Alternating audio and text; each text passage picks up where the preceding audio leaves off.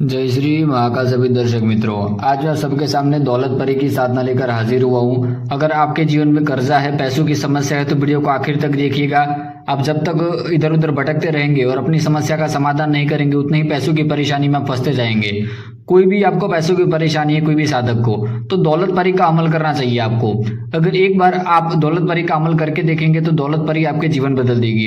दौलत परी की साधना किसको करनी चाहिए? जो साधक के जीवन में पैसों की परिस्थिति तो बहुत खराब है, कर्जा हो चुका है, घर में उसके बहुत गृह कलेश चल रहा है, पैसों की समस्या चल रही है और आपकी जितनी भी परेशानियां हैं उनका मूलभूत कारण पैसा है, तो आपको दौलत परी की साधना करनी चाहिए। अगर आपको लगता है कि आपके जीवन में पैसों की बहुत समस्या है तो भी आपको दौलत परी की साधना करनी चाहिए। यह दौलत परी की जो मैं साधना आज आप सबके सामने लेकर आया हूँ, ये एक दिन में सिद्ध होने वाली दौलत परी की साधना है। मात्र एक ही दिन में आपको सिद्ध हो जाएगी। जो मंत्र मैंने आपको डिस्प्ले पर नजर आ रहा है स्क्रीन पर, उसका आपको 786 बार जप करना है कब्रिस्तान में जाकर। वहां पर आपको हरा आसन लेके जाना है। माला का कोई प्रावधान नहीं है, कोई भी माला रख सकते हैं। अगर सफेद तस्वीर की रखते हैं तो सबसे बेहतरीन है। आपको ये थोड़ा कोयला जलाना है, उस पर थोड़ा बखूर की धुनी लगा देनी है। इत्र आपको गुलाब का प्रयोग करना है और वस्त्र आपके सफेद रहेंगे। आसन आपका हरा रहेगा। जिस दिन आप नौचंदी जुमेरात को, ये शुक्रवार की रात्रि को, ये दौलत परी का पूजा करने जाएंगे, साधना करने जाएंगे, अमल करने जाएंगे, तो उस दिन आपको पूरा पाक साफ रहना है। प्याज, लहसुन या किसी भी मदिरा का या किसी भी तामसिक वस्तु का सेवन नहीं करना है। आपको बिल्कुल पाक साफ रहकर आपको दौलत परी की साधना करनी है। दौलत परी उसी रात को कब्रिस्तान में आपके सामने हाजिर हो जाती है। रात्रि 12 बजे से आपको पूजा शुरू करनी है। नया पुराना कोई भी साधक हो, मैं संकेतनाथ 1001% का गारंटी देता हूँ, ठीक है। इसका मंत्र साधना दौलत परी का करके देखो। आपका कर्जा हो, कोई भी परेशानी पैसों से जुड़ी हुई, सारी परेशानी आपकी दूर हो जाएंगी। कब्रिस्तान में आपको 12 बजे इसका पूजा करना है। आसन घेरा इसा लगाकर आपको बैठ जाना है। आयतुल कुर्सी से आपको घेरा लगा देना है। आयतुल कुर्सी का मैंने एक बार वीडियो बना रखा है, ठीक है, उसको देख लीजिएगा। आयतुल कुर्सी से आप घेरा बनाकर आपको पूजा का प्रारंभ कर देना है, अमल का। और ये अमल 1001% आपका जीवन बदल देगा। जब आप अमल करने बैठेंगे तो आपको थोड़ी डरावनी आवाजें आ सकती हैं कब्रिस्तान में होने की वजह से।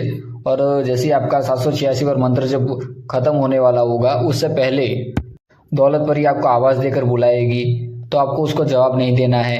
2-3 बार अगर आपको फुसलाए बहलाए तो आपको उसको जवाब नहीं देना, क्योंकि परी इतनी खूबसूरत होती है कि नया जो साधक होता है वो इसको देखकर मोहित हो जाता है और उसके प्यार के जाल में फंस जाता है।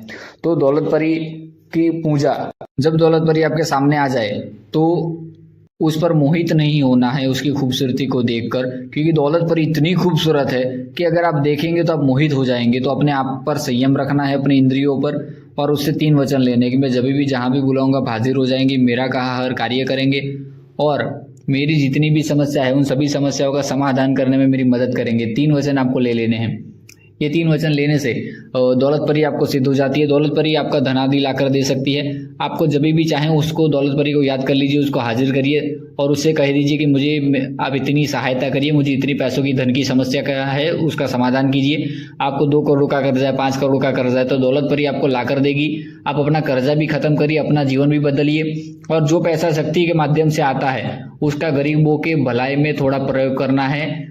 कोई भी साधक हो, उससे आपको दोष नहीं लगता है। और शक्ति को, दौलत परी को आपको एड्रेस वगैरह, गोडाउन का कुछ भी देने की जरूरत नहीं है। शक्ति को पता होता है कि कौन से स्थान पर पैसा है, पैसा नहीं है, तो शक्ति खुद आपको ला कर देती है।